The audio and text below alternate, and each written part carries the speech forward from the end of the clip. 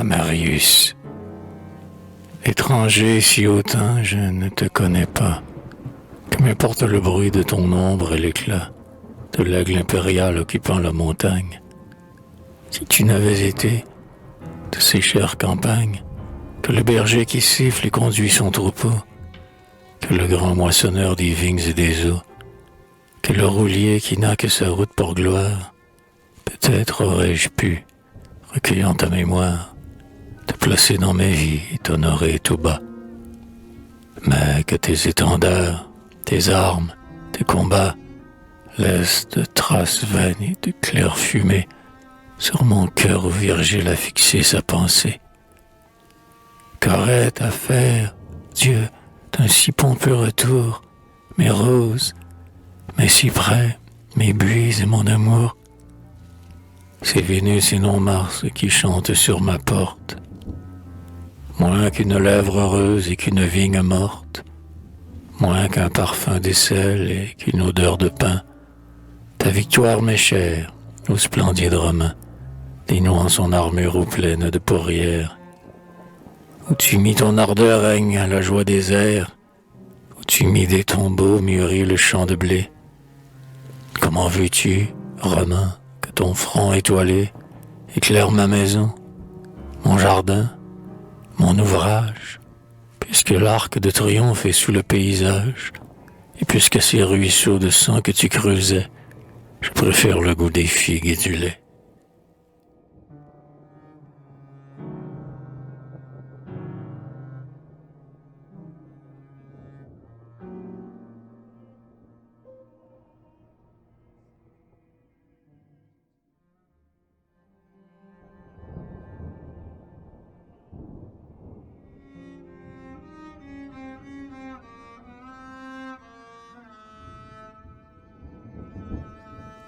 Suivi des écuyers et de ses amoureux, oubliant pour son cœur des possibles promesses, béni par Monseigneur de Cissé, son Altesse, parti en palanquin après la fête Dieu. La cour n'obsédait plus la joie de sa tendresse, son frère était absent et le ciel était bleu. Les routes flamboyaient à l'éveil de ses yeux, et la campagne ouvrait ses parcs à sa jeunesse. Déjà l'odeur des buis mêlée à son amour lui donnait le désir de se donner au jour. L'été capricieux déployait ses arcades. La pièce d'eau luisait comme un lit de satin. Et Pauline Borghese, amante de Forbin, distraite et le corps nu, jouait à la naïade.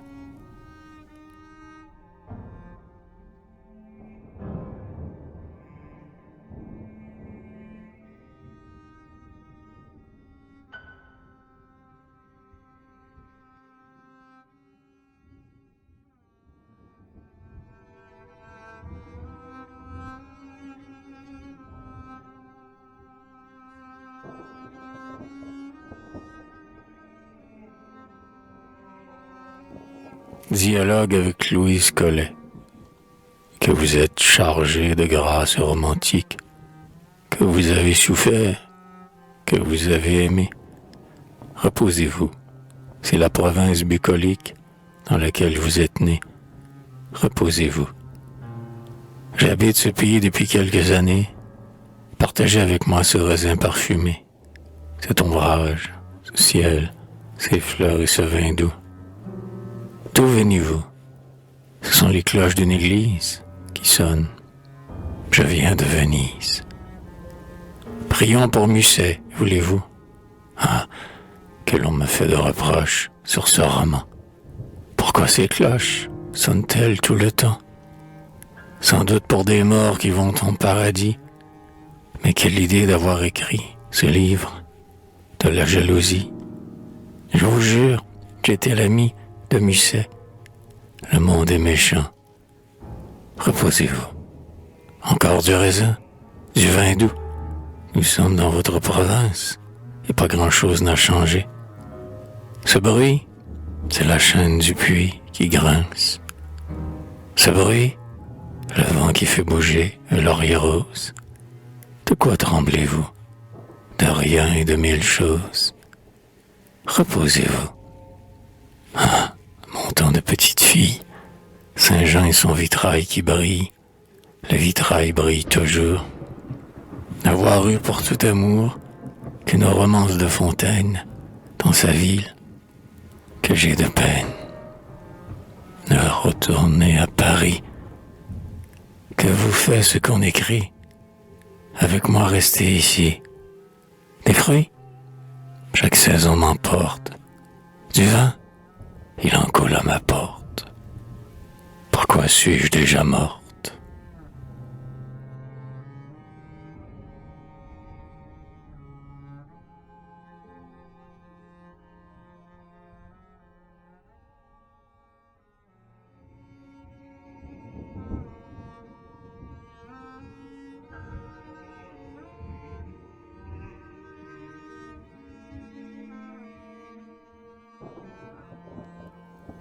Oh, portrait de Granet dans ce musée tranquille, comme vous êtes beau, si la mort me permet de choisir un asile, si l'éclat d'un pinceau me doit perpétuer, je voudrais cette place, dans l'ombre, auprès de vous.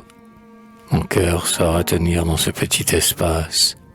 Je n'aurai de jaloux que ceux dont les amours cherchèrent le silence. Dans mon cadre doré, mon visage sera celui de la Provence. Sur mon front je mettrai l'éclat rouge des fruits que septembre m'apporte.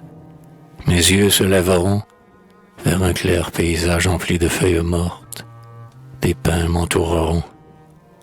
Je tiendrai dans mes mains, doucement alangui, le livre de Ronsard qui contient les amours d'Hélène et de Marie que je relis si tard.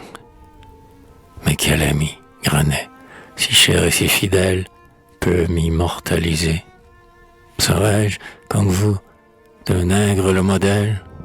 Pourrais-je reposer dans mon âme d'enfant et ma jeunesse d'homme sur un ciel provençal que je veux aussi bleu que votre ciel de Rome, musée provincial? Musée dont la petite cour chargée de lierre est la cour d'un couvent. Musée dont le repos est couvert de prières. Musée près de Saint-Jean. Musée dans ses atours, ses couleurs, son or pâle et ses tendres espoirs. Faites qu'un jour je sois de l'une de vos salles, celui que l'on vient voir.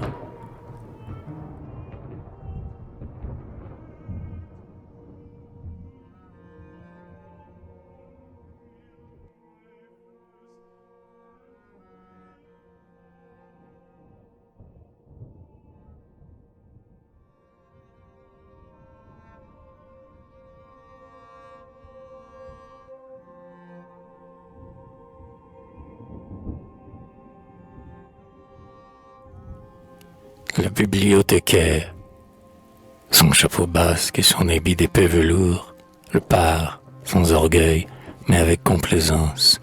D'un air de vagabond reçu chez un Bragance, il se moque du ciel et ne vient sur le cours que pour dépoussiérer un peu son insistance, à classer amoureusement et jour par jour les livres favoris d'un marquis de Provence.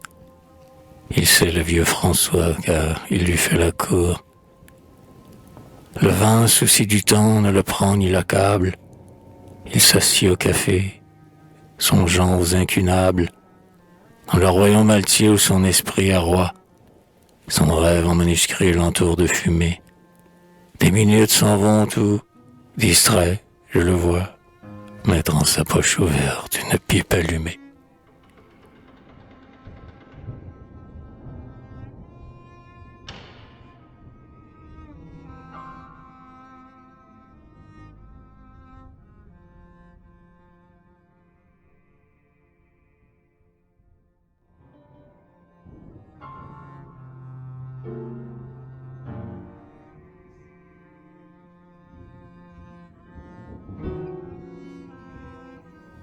La marchande de moules.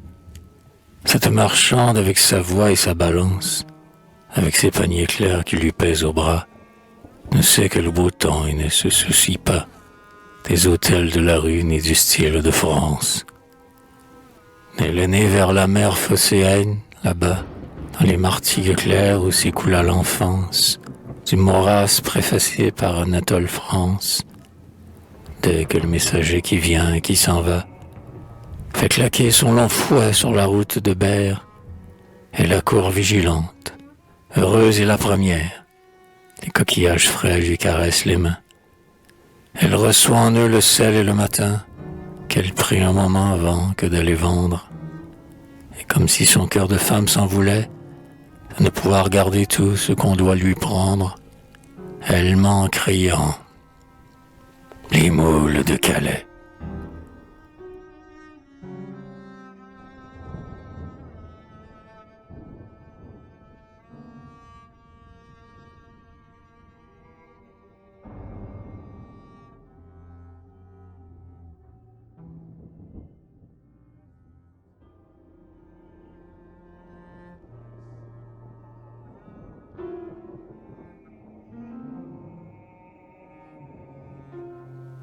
Le gentilhomme, il semble, grave et beau, sourire à cette époque, dont on garde au musée les solennels portraits.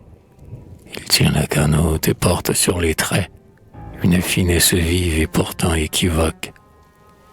On ne sait s'il fut duc, mais son regard abstrait domine le respect attentif qu'il provoque. Et son gilet fleuri, dépouillé de breloques, conserve dans l'usure un invincible attrait. Il habite un château, l'hypothèque et le lierre s'en partagent les tours, les jardins et les terres. Des Tuileries il fut commença l'autrefois. Il vit de souvenirs et consigne sa porte. Son épouse est au ciel et sa maîtresse est morte. Rien ne peut l'obliger que le retour du roi.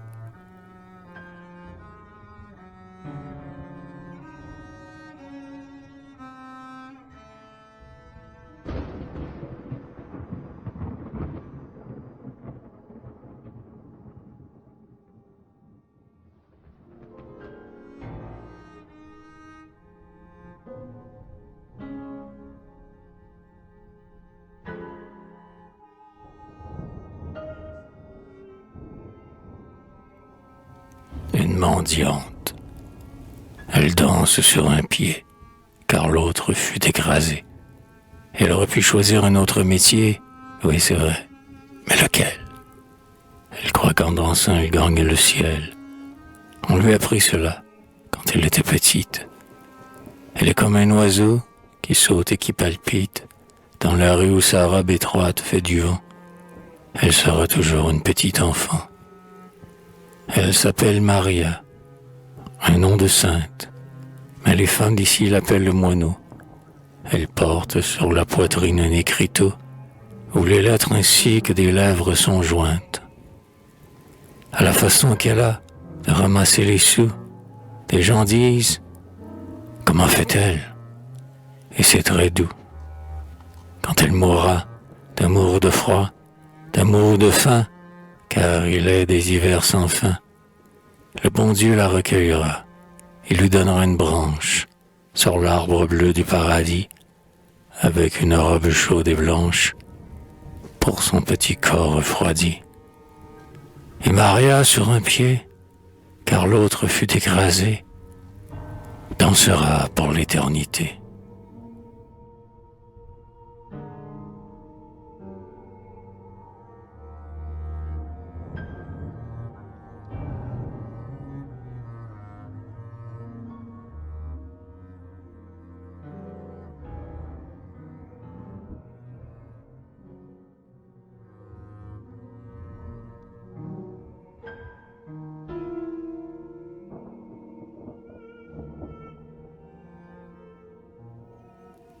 Mon mari est messager, moi je garde la maison. De le voir tant voyager, ne te vient-il nul soupçon? Qu'il voyage nuit et jour, je suis seul et j'ai la paix. Si la rose de l'amour, en tes beaux yeux fleurissait, bah, les roses meurent bien, quand on ne les cueille pas. Pourquoi gaspiller le bien que le bon Dieu te donna?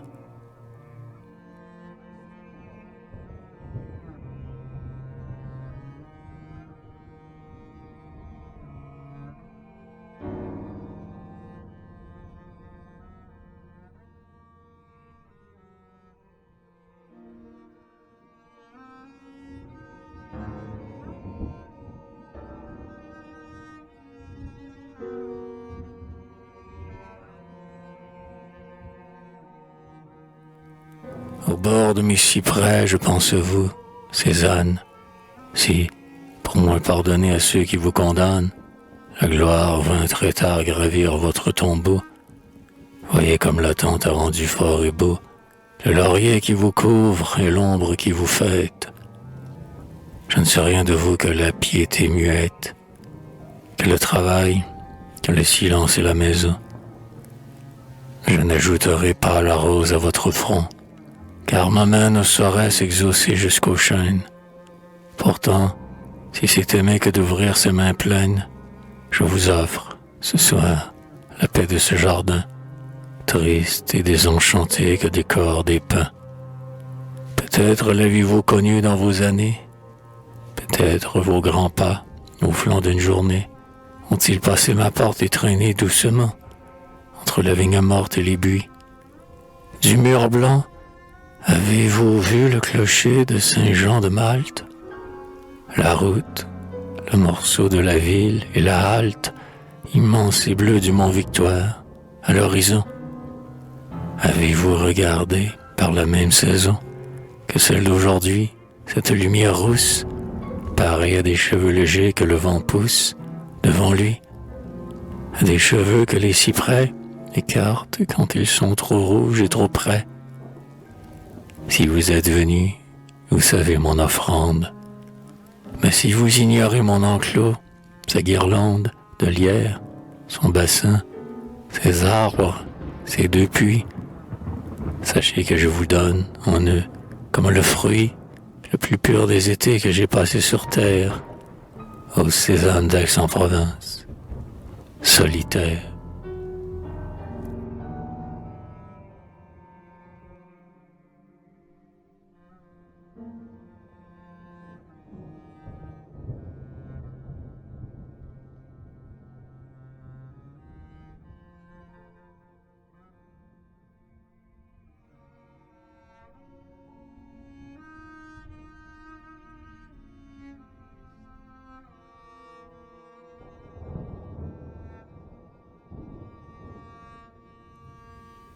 La Mistral. Jolie Mireille, il fait très doux dans la maison. Le feu lui dans la cheminée, j'entends les musiques d'abeilles, les dernières de la saison, sur les sarments de la veillée.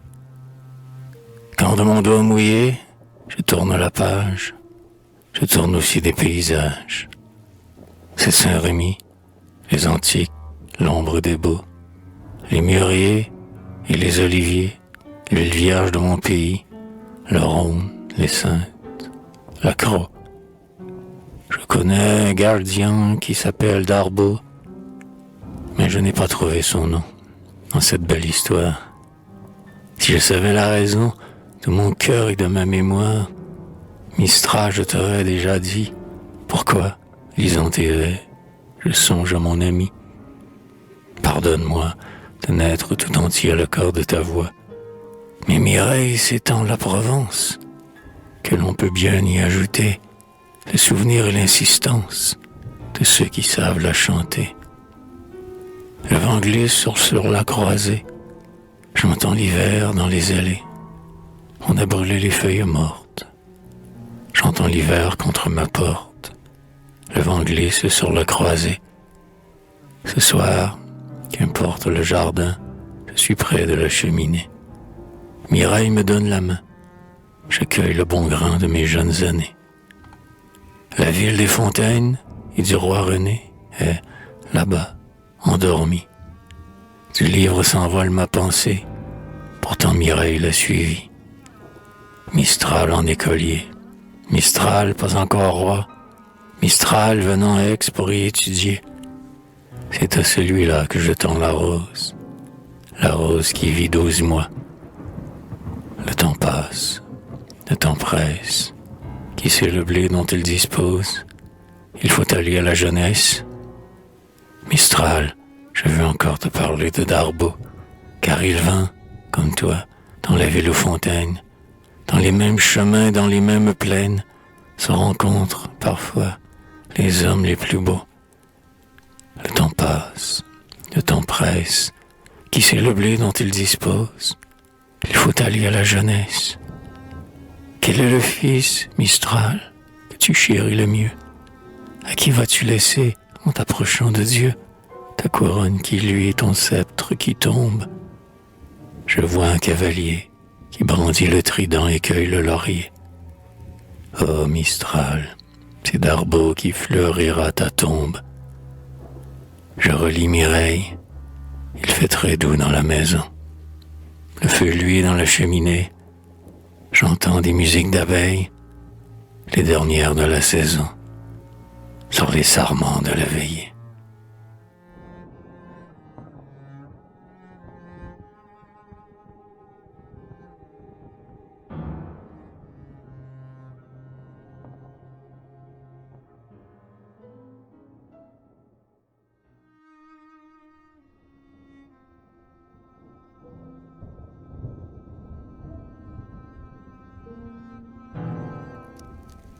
Je clos mes yeux, ma pipe est morte. Bonne nuit. Je rentre dans mon cœur comme dans un village.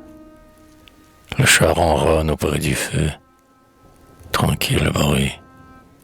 Et voici le jet d'eau d'étranges paysages. Qui frappe? Entrez. Une révérence. Le temps, couvert de pluie, de songes et d'histoires lointaines. Ah, c'est vous. Et je rêve et suis ce bel enfant qui regarde, sans les toucher, des porcelaines, du lierre et des allées, nuages, un jardin dans lequel un roi file ses aventures. La belle du canet a des roses en main, et des amours et des œils à la ceinture. Une cloche, c'est Marie-Blanche de Grignon, qui prie dans le couvent désert des Ursulines. Siré, siré, oh, le mélange si troublant, des cornettes et des robes de mousseline. Qui joue la comédie au temple de Watteau? Cet escalier secret? Tout se tait. Tout soupire.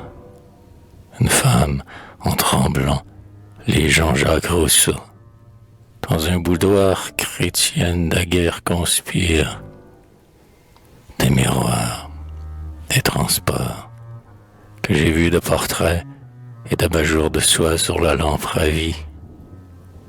Qui vit sur ce balcon? Qui dort sous ce cyprès? Quel est ce clavecin et quel est cet ami? Musicale longueur du soir provincial, chargé d'étoiles et d'embruns comme un navire. Je suis ce bel enfant qui regarde le bal, des reines de biscuits et des poupées de cire.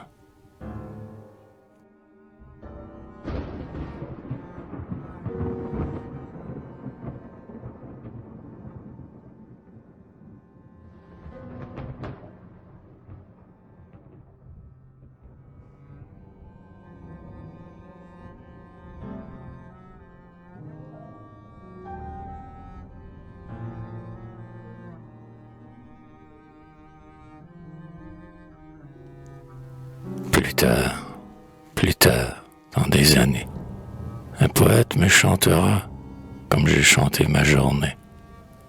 Plus tard, dans des années, ma pauvre vie on la lira près du feu de la cheminée. Plus tard, dans des années, une amoureuse pleurera sur mon ombre et ma destinée. Plus tard, dans des années, le vent du ciel emportera la rose qu'on m'a rapportée. Je veux que l'on dresse ma tombe près d'une source et d'un cyprès. Je veux que le jour qui succombe me donne un rayon de regret. Je veux que la route qui passe me berce du chant d'un troupeau. Je veux que l'oiseau de l'espace dresse son nid sur mon repos. Je veux que Dieu qui me pardonne laisse deux anges m'éveiller et que Vénus fasse l'automne sur ma pierre se dépouiller. Plus tard, dans des années, vous serez morte dans mes bras, tremblante, divine et damnée. Plus tard, dans des années, votre souvenir passera et vous serez abandonné. Plus tard, dans des années, une vagante dansera sur votre tombe ravinée. Plus tard, dans des années, une corneille volera autour d'une ombre désolée.